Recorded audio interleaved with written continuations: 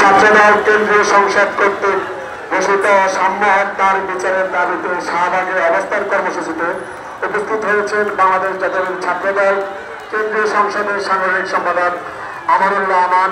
আমাদের মাঝে আরো উপস্থিত হয়েছেন কেন্দ্রীয় ছাত্রদলের জয়েন্ট সেক্রেটারি শ্যামল মালিক ভাই। আমাদের মাঝে আরো উপস্থিত হয়েছেন কেন্দ্রীয় ছাত্রদলের বিপ্লবী সাধারণ সম্পাদক নাসির উদ্দিন নাসির। আমাদের মাঝে আরো উপস্থিত হয়েছেন কেন্দ্রীয় ছাত্রদলের বিপ্লবী সভাপতি রণবীর নাকিব ভাই। উপস্থিত নেতৃবৃন্দ,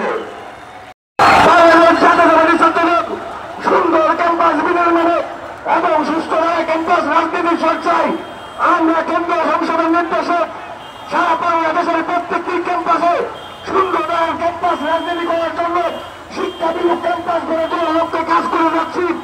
আমরা শান্ত প্রসন্ন পরিবেশ ক্যাম্পাস গড়ে তোলার লক্ষ্যে কাজ করে যাচ্ছি। বিধায় আপনারা কোনোদিন